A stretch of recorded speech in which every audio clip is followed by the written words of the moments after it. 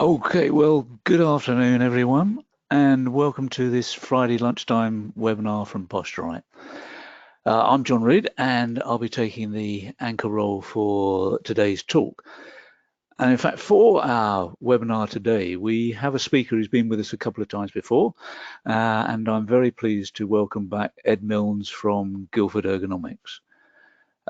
As you may know, in an earlier life, Ed was a specialist inspector in ergonomics for the HSE, but he now runs his own ergonomics and human factors consultancy, which is based in Guildford in Surrey. Today, he's going to be talking to us about something that I think will have resonance for all of us, whether from a business or domestic perspective.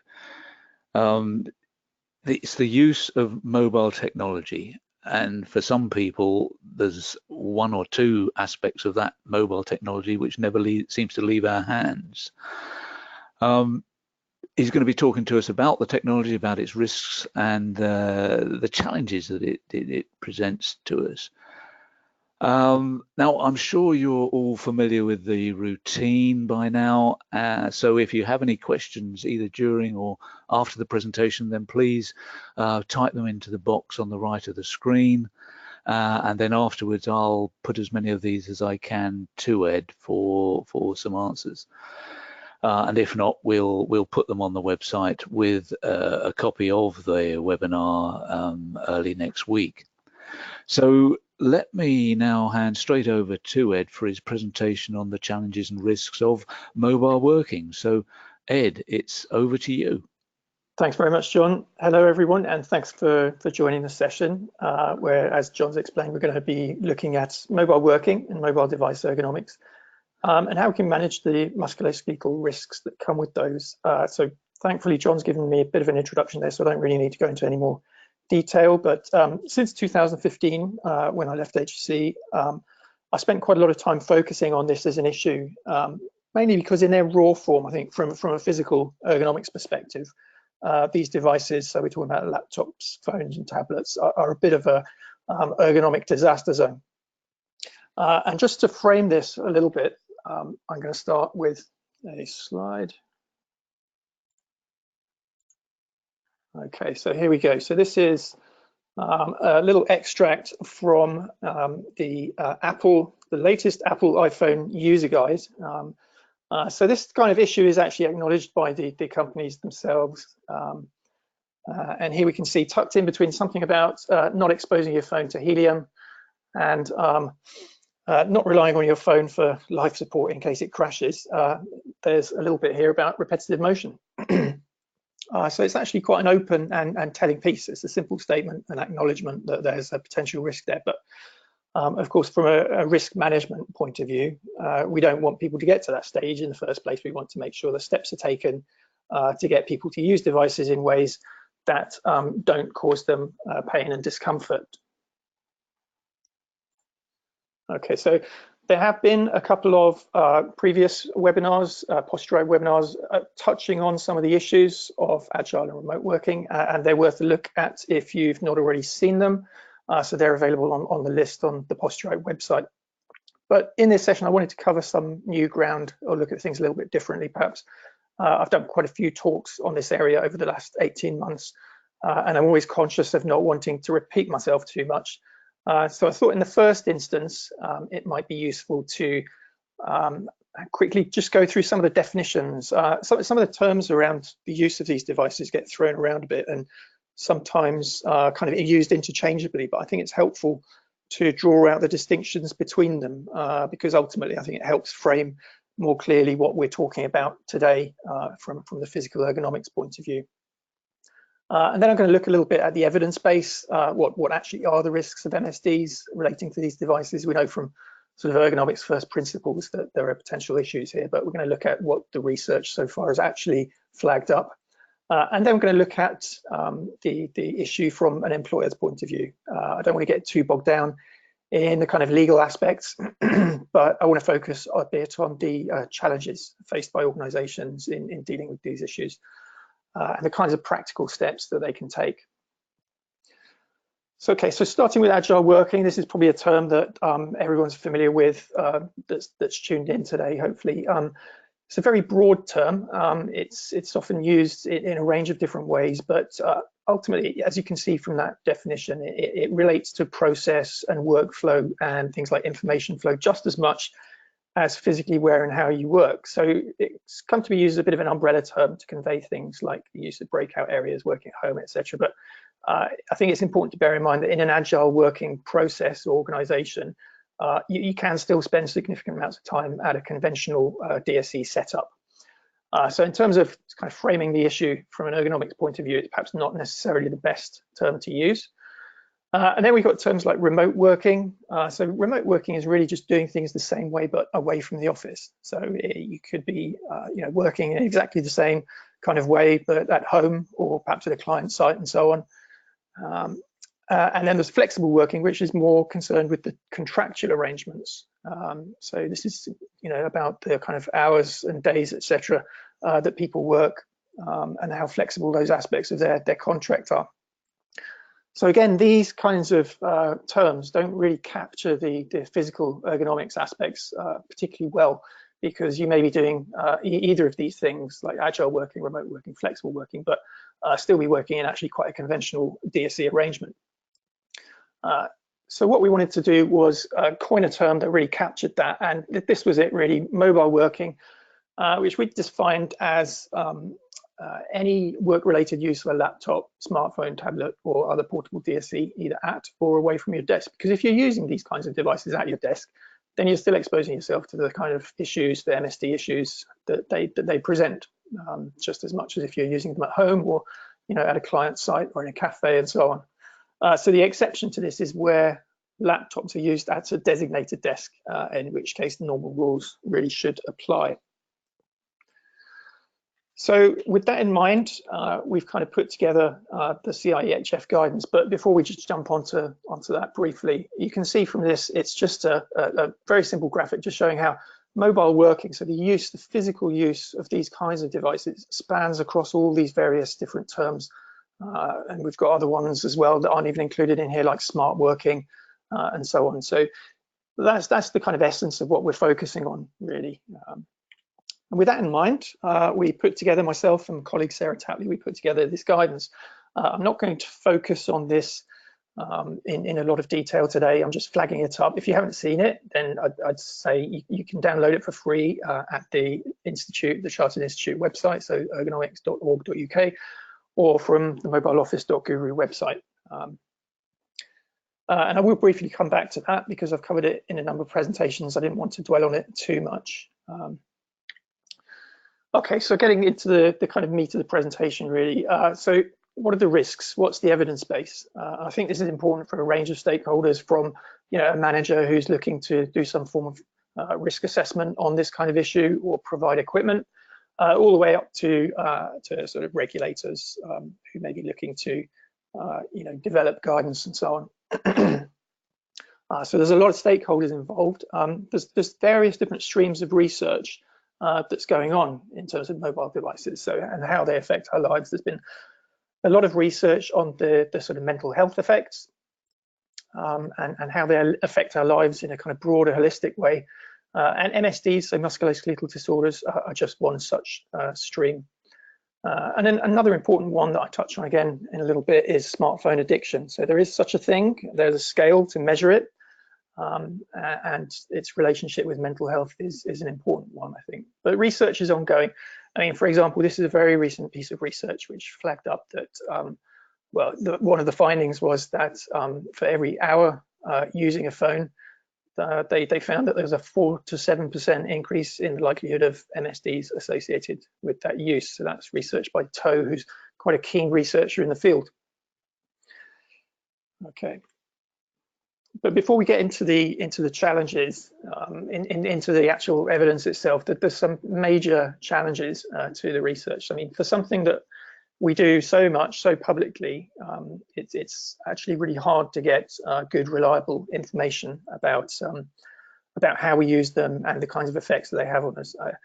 The gold standard in this kind of research is prospective cohort study. So this is where you take a population of people who have never used a smartphone before in their lives, and you give half of them a smartphone and ask them to go away and use it in a certain way, and then you come back and look at who's developed, whether they've developed more symptoms, more musculoskeletal symptoms than the group that didn't. So quite apart from it being completely unrealistic to do that, there's obviously ethical issues involved in that kind of thing.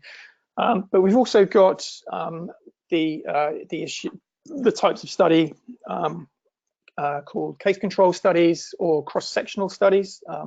So a cross-sectional study is basically where you take a moment in time, you ask people whether they've got symptoms related to use of these devices, and then you ask them to disclose their sort of exposure, their previous exposure. And based on that, you can get an association between whether that exposure to these devices is related to their symptoms.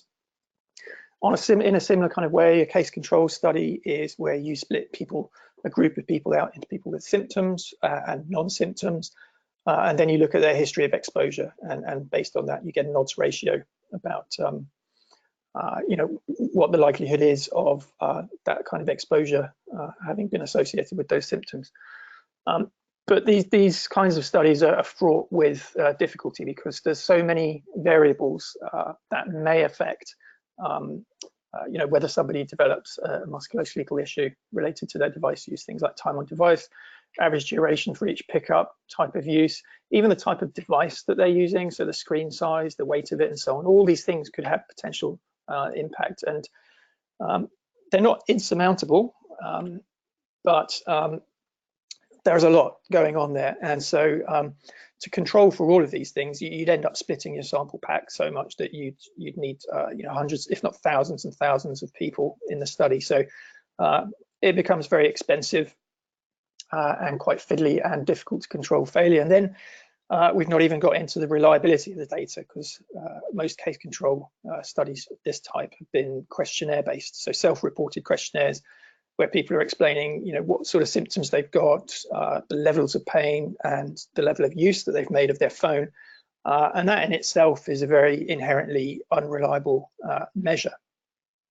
So again, it's not easy stuff, it's pretty fiddly, and then before all of that, we're not even getting into the subjectivity of pain. If you ask someone to rate pain levels, then the variation between what one person would rate as painful at a certain level and another person is quite great. And then beyond that, we're not even looking at yet the actual clinical diagnosis versus the type of exposure people are having. All of these studies are really based on people saying, "Yep, I'm a bit sore," or "Yeah, this is causing me a problem." So to that point, to that extent, the research is still quite limited. So I'm kind of making apologies for the research before even getting into it. But there are two key pieces of research today. These ones I've flagged up. I'm not going to go into them in too much detail, but I'm just putting the slide up so that it's there, so that it'll be on the system when this is saved and made available. But basically, these researchers pulled together all the relevant research to date so far. The aim was to look at the strength of evidence that these devices can cause MSDs. So the TOE paper is available free online, so that's the top one. So that's really an interesting one, worth downloading and having a look at. It flags up some really quite specific findings. The Z paper is a bit more sort of scientific, I guess you'd say. I mean, they're both good papers, but the Z paper really applies some pretty stringent benchmarks to whether there is actually evidence for MSDs relating to device use. And the basic outcome of this is that there is some evidence. So I say that as a technical term. There's some evidence that neck flexion, so that's bending the head forward effectively, and the amount of text entry relates to the risk of MSD levels. So some evidence is a technical term, and it relates effectively to the strength of evidence based on the types of studies that have been carried out. But it's actually a pretty good measure. And when you're saying that you've got some evidence, that's actually quite a strong benchmark that you've hit. So in fact, we're talking about risks that in effect are being proven or have been proven in terms of how these devices affect us. So some key findings from the research, we've got The neck obviously is the key area. The key areas really are the neck and the wrist, but the neck's the main one. And there is clear evidence that the neck flexion angles from using these devices, particularly smartphones and tablets, is associated with higher levels of neck pain. The amount of text entry is associated with de Quervain's syndrome, which is effectively a tendonitis of the tendon, which moves our thumbs, which is perhaps unsurprising when we think about the ways that we type into and scroll and so on with these devices. Interestingly, the research finds that even at just 10 minutes of use, there are reported discomfort levels, and that these are worse in those individuals that already have neck issues. So again, that's kind of proving this point that the devices aggravate existing conditions, and they can also create discomfort in quite short periods of time. There's also been some quite interesting studies looking at the effects on the median nerve caused by holding phones and using it. And this shows that there is median nerve compression. So effectively, when you're using your phone and holding it, it increases pressure in the carpal tunnel and compresses the median nerve. And so over the longer term, combined with sort of tendon movements in the carpal tunnel, the kind of logical conclusion would be that that could lead to bigger problems further down the line. Okay, so I think the strength of evidence tests are pretty stringent, and even with that, there's clear evidence. But I think it's useful sometimes to step back a bit from these kind of highly detailed sort of scientific analysis, because there's plenty of anecdotal information available. I mean, if you speak to any sort of osteopath, chiropractor, physiotherapist, and so on, they will be more than happy to tell you about clients that they've had, even quite young clients that they wouldn't have seen previously coming in with issues related to how they use these devices. And the broader picture, even when we look at all the studies that perhaps have been discounted by these very precise research reviews, is that there's a lot of agreement effectively between these studies and what they're showing in terms of device use, longer periods of device use, and the postures that we adopt, creating problems and injuries for people.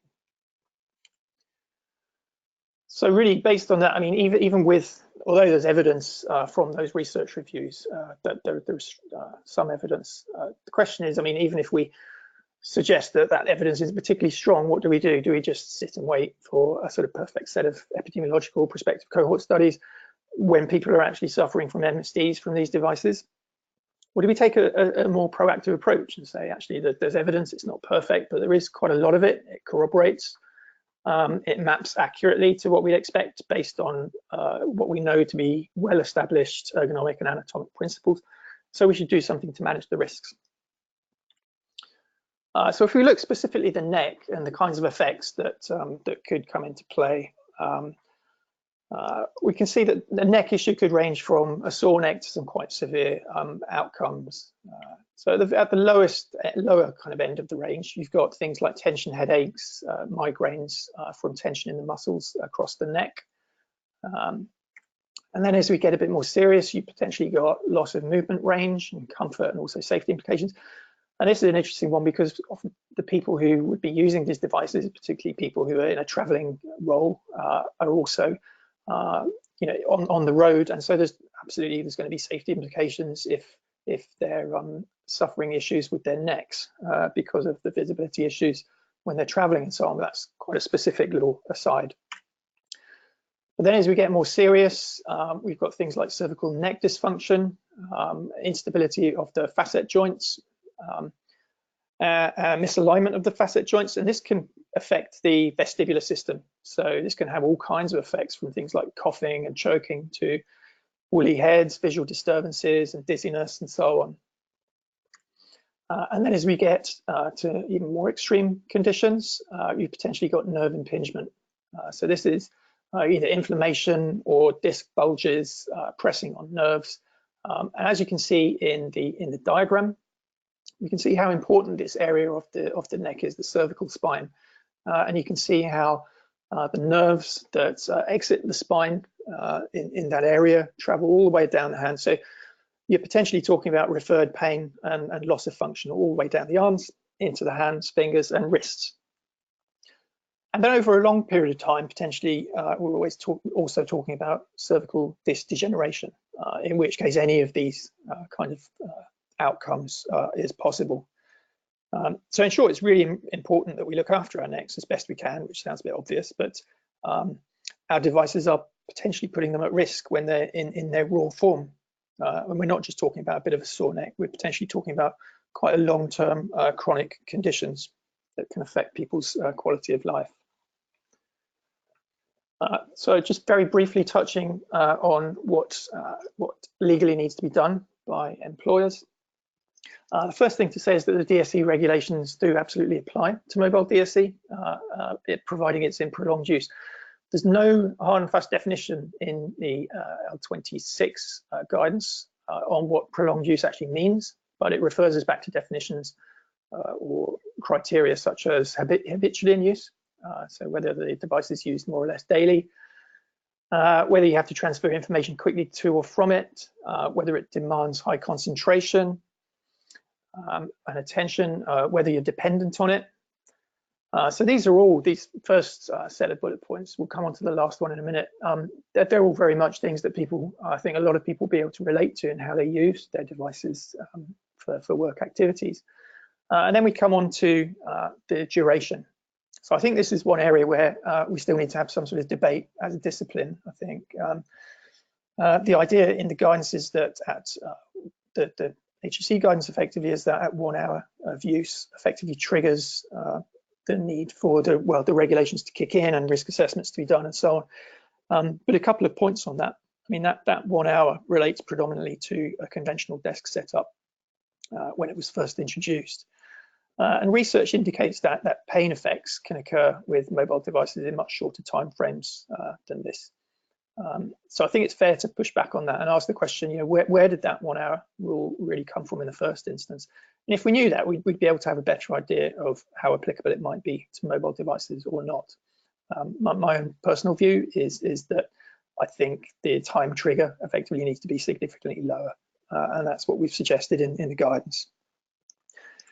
But whichever way you cut it, even if you were to take a view that the DSE regulations aren't really that applicable, at the end of the day, if somebody's given a mobile device, it's a piece of work equipment. It becomes a piece of work equipment that carries with it a known risk of MSDs, and there's a basic duty of care to manage that risk, and that's either through the Management of Health and Safety at Work regulations and the PURE regulations, and or the Health and Safety at Work, etc. So basically, whichever way we kind of look at it or cut it up, there is a duty of care, and these things need to be considered.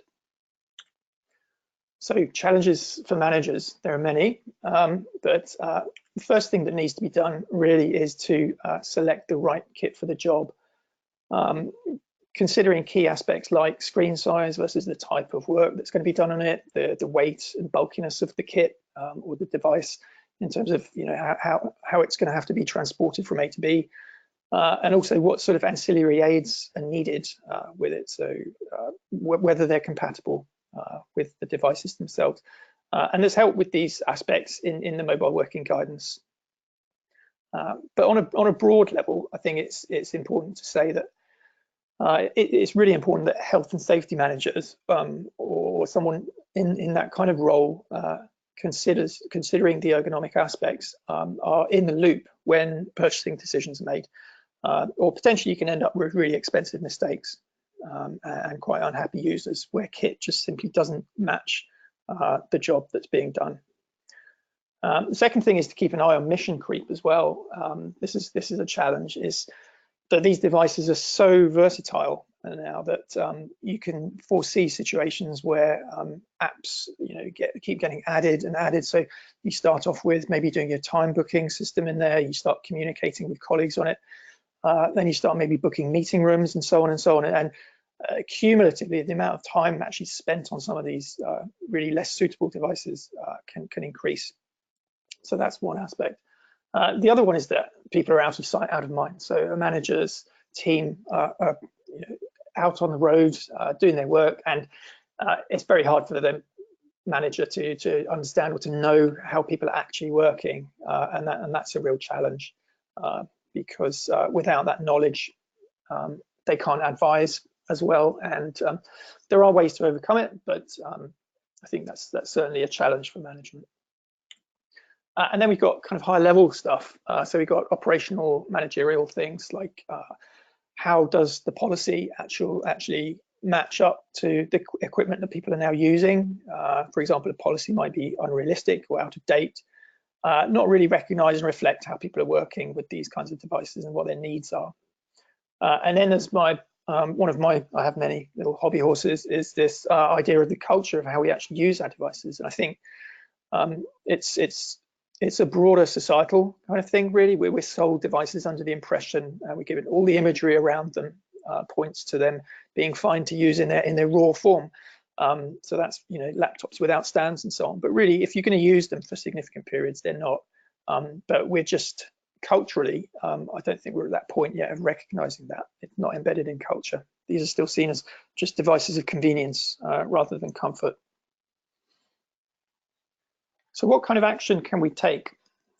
So the first thing is to assess the risks, is to really get to know what's going on and how the kit's being used. I think the kind of standard model of a risk assessment is not necessarily the most effective one.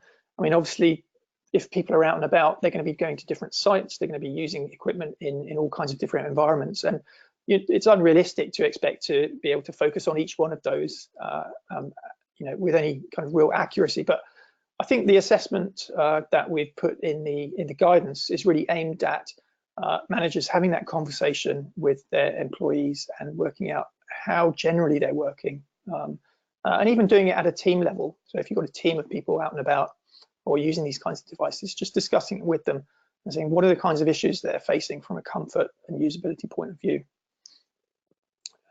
Okay, so as I say, if going back to assessing the risks, if you have a look in the guidance, there's a risk assessment checklist, but also if you go to the mobileoffice.guru website, there's free to download Word versions of the checklist, which you can download and have a play around with, see what you want to use from that and which bits you don't, but it's all there for you. And the next is obviously to address the risks. And so the first thing, as I've already touched on really, is to select the right kit in the first place.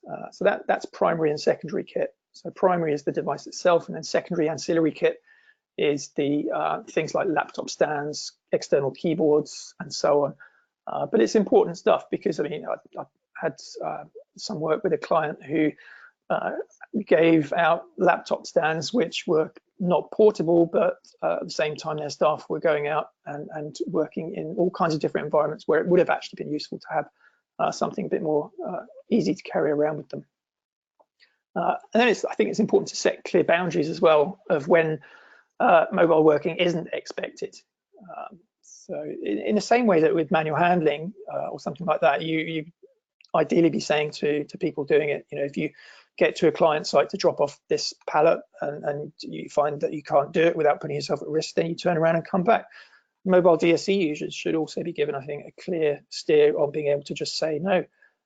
You know, saying I didn't work on a 4-hour train trip up north because the train was crammed and someone's sort of left elbow was stuck in my ear, and frankly it wasn't happening. So people need that that confidence to have that initiative to actually say, yeah, technically yes, you've got the device here that I could have used, but the situation just didn't wasn't lending itself to that.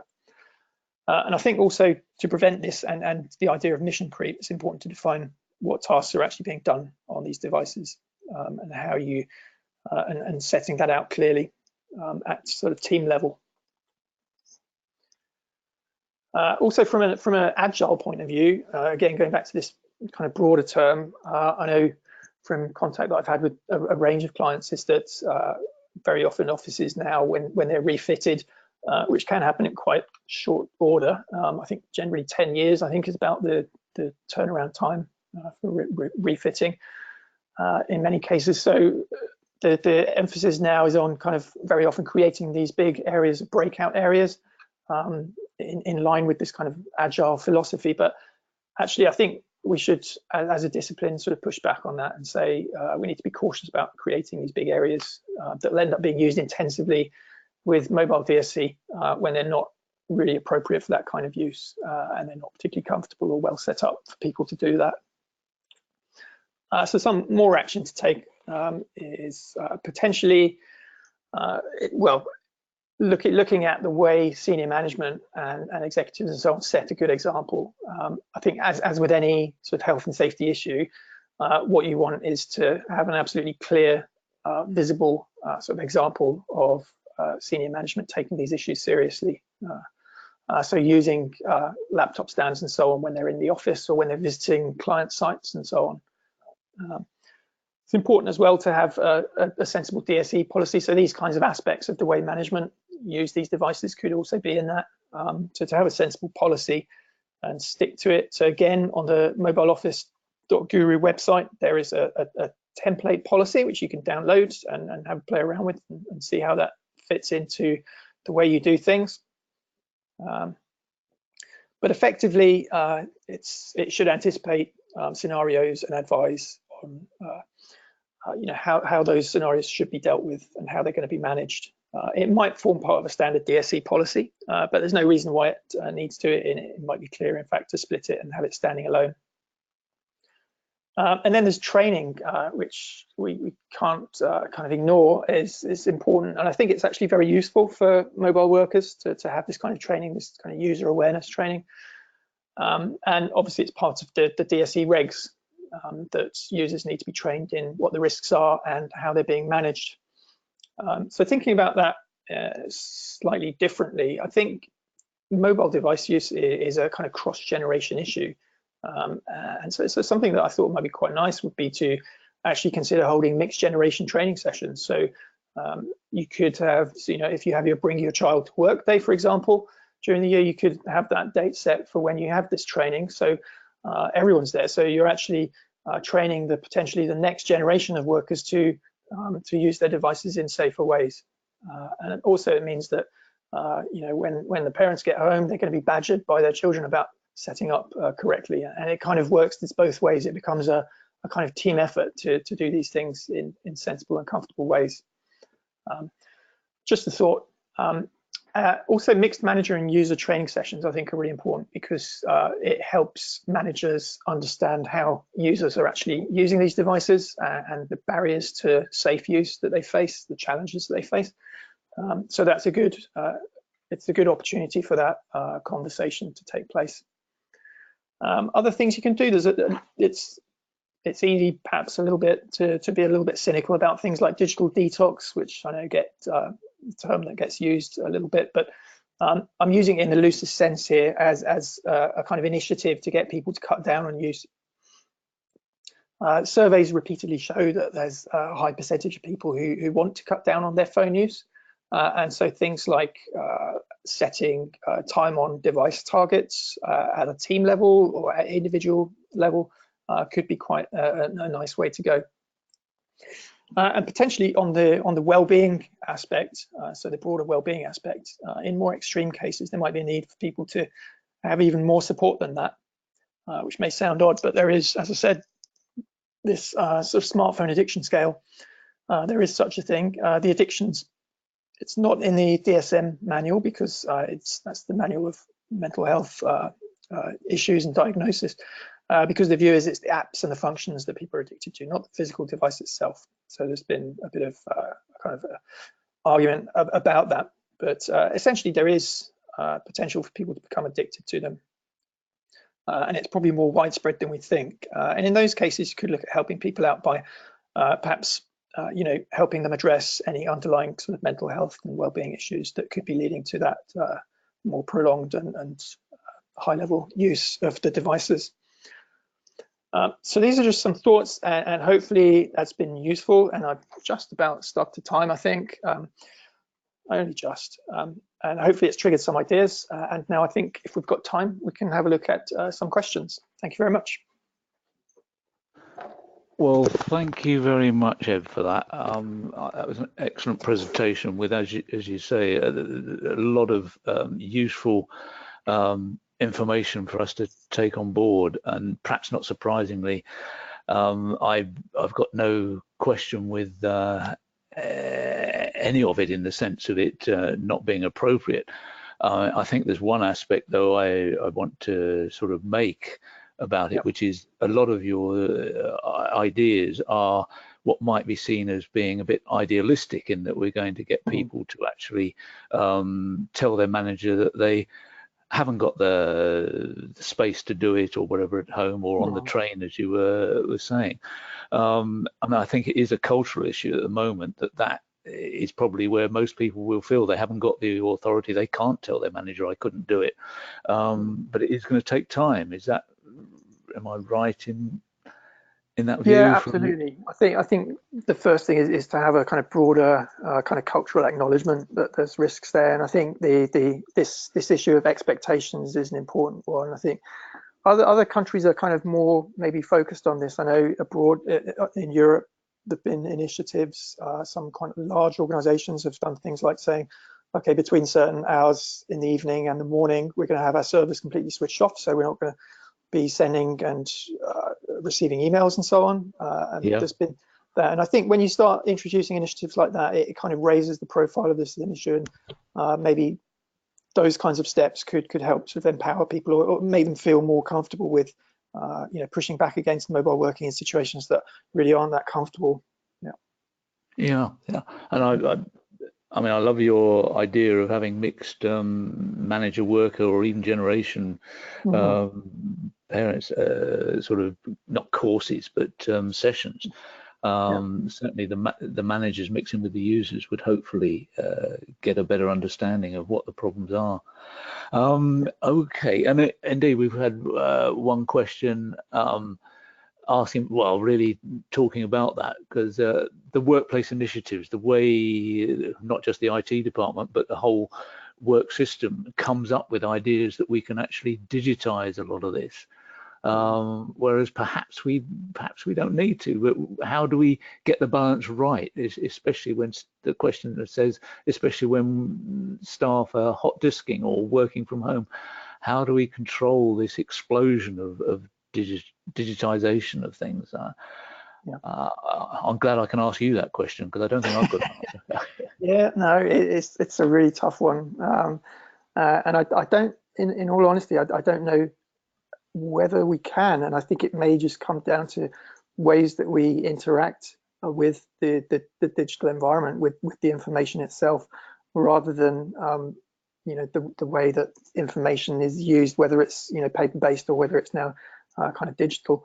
But yeah, it's a difficult one, and I know I did a presentation not long ago where this was raised, and also the effect that having these devices can have in terms of just the sheer amount of information that people are having to process and deal with, just going up and up and up. And I think there'll come a point, where organizations will have to, write maybe aspects of this into policy, and certainly in management standards, to look at, how much people are actually using these devices, and whether there's other ways that work can be done. I know in the DSE guidance, the HSE, the standard kind of L26, it talks about, or asks the questions about whether people are able to do other tasks, actually take themselves away from the device and do paperwork and so on. And yeah, you're absolutely right. Whoever it was that asked the question, is that kind of that aspect, that consideration is kind of just sort of evaporating out of the window, really, with these kinds of devices, which is a difficulty, definitely. Yeah. But something that clearly we need to monitor. The managers need to be aware of that pressure that's on people, and hopefully what you were talking about with monitoring or managing the situation needs to be coming to the fore. Whilst we're perhaps talking, and before I ask some of the other questions, you've got the web addresses on that last slide. Which are the ones leads us to the work that you've done with the CIEHF? That's okay. So I'll go back to that slide. If that's okay. Because I think people would be interested in having direct access to that. I mean, everybody can get it from the recorded session, which will be on the website next week. But if you want to make a note of it here, because certainly for me, it's a wonderfully comprehensive report with a lot of useful information in it. And if people want to take their knowledge further on this, then I think this is an excellent piece of work to have a look at. Sure. Yeah, I mean, there is a lot in there, definitely, like you say, John. But I think once you kind of pick your way through it, hopefully there's some useful bits in there for everyone. Yeah. Indeed. Sorry, I'm just looking for. We've got. I think it's important to remember about data security when on trains. Yeah, I suppose the digitization and the use of all these things, we've all had people looking over our shoulders. Do you have any comments on that? Yeah, it's an interesting one, because in a way that's a reason for perhaps certain types of work not being done when you're mobile, when you're traveling, certainly, at least. But it's definitely an issue, I know, for some people, and I know I've been on trains where I've kind of had line of sight to things that probably oughtn't to have had, really. So it does go on. I think it's just something that at the moment is we're kind of ignoring to some extent and trying to pretend isn't an issue. But yeah, definitely, it could be that things get written into policy again about the type of work that people actually do when they're in certain different situations. But something to consider, definitely. Yeah. Okay, well, thanks. I think because of the time, I think what we'll do is any further questions, we'll ask you, Ed, to have a look at them offline, so to speak, and yeah, absolutely. We'll put them back on with the recording of the webinar. But that was an excellent webinar, and there's comments here thanking you for a very interesting, informative webinar, and I just endorse that. Thank you very much. Yeah, thanks very much. Thank you. Okay, so if I can just thank you again, Ed, for this presentation, and thank everybody else for taking the time to join us, and just to say thanks for listening and have a great afternoon. Likewise, thanks very much. Thanks for joining. Okay, bye-bye.